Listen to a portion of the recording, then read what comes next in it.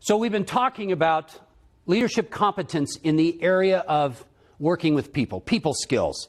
We're specifically going to take a few minutes now and talk about dealing with difficult people. And that brings me to Gwen. Gwen played me like a fiddle. Here's what Gwen looks like. Gwen had a lot of potential. Gwen brought a lot of capabilities. Gwen was good at her job, and Gwen had issues. Gwen had a lot of issues.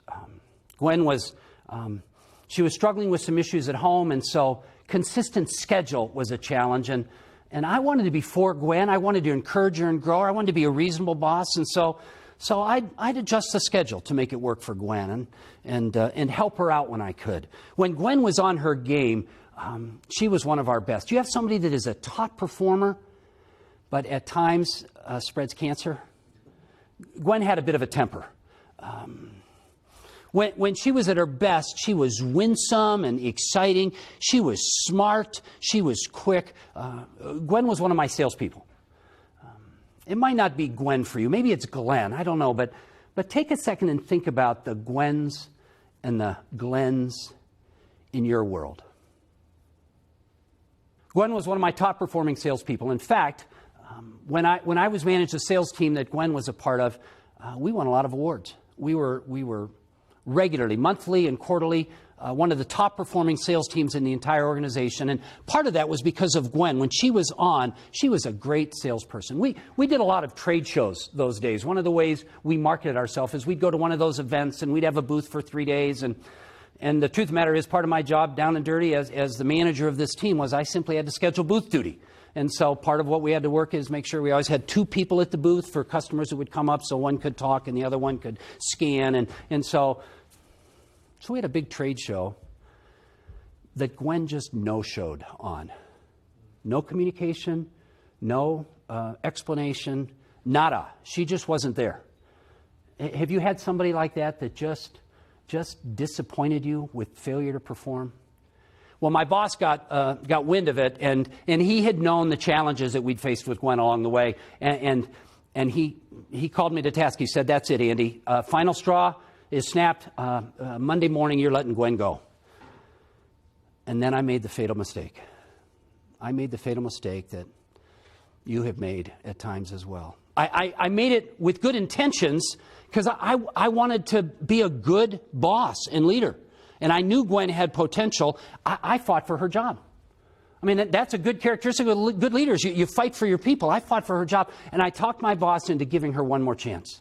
But he did say, "All right, Andy, but Monday morning, you got to meet with her. You're going to have a hard conversation with her. Andy, I want you to put her on plan." And so those of us that have ever followed that process, you know, they think us having a hard conversation is hard on them. They don't know that it's just as hard on us as it is on them. And I spent a good portion of that weekend uncomfortable and thinking through what I was going to say and how to approach it and how to be both firm but also encouraging to this employee that I wanted to treat well as her leader. And Monday morning came, and Gwen came in the office, and I was ready to start the meeting with her. And before I said anything, Gwen started yelling at me. And her voice was, I don't even remember what she said, but there was profanity. She pounded on my desk. There were some tears, I think. And then Gwen quit. She just quit right on the spot that morning. I had saved her job, and she quit. And I wish I could tell you, Dr. Andy Neillie Leadership Guru, it all has a good ending. It didn't have a good ending. In fact, not only did she quit that day, she went across the street. She went to work for one of our competitors, and she stole business from us. There's no good moral to this story, folks. I don't know if you've ever been in that. I'm sitting in my office after I hear her stomping out, swearing at her coworkers and at our company as she exited the building. I got to go out and talk to them. And that's when I learned the lesson. In fact, this has become such a powerful lesson for me that I've named it. I call it the Gwen Axiom. Here's the Gwen Axiom, fellow leaders. Just because they're hurt doesn't mean they're right. You are allowed to let them get emotional. You are not allowed to let them get control. In fact, I tell my team members regularly, I like emotions. It shows me that you care. But Gwen played me. Have you been played?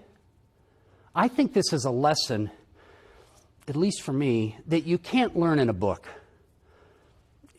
You've got to learn it, though, if you're going to become an effective leader. Here's the good thing. When you and I learn the Gwen axiom, just because they're hurt doesn't mean they're right. When you and I learn that principle, we're at the front end of building a powerful, high-performance team. In fact, managers, I will tell you, when you learn to live by that lesson, you are at the front end of becoming a high-performance leader. The Gwen axiom, just because they're hurt doesn't mean they're right. Where do you need to apply that axiom with your team?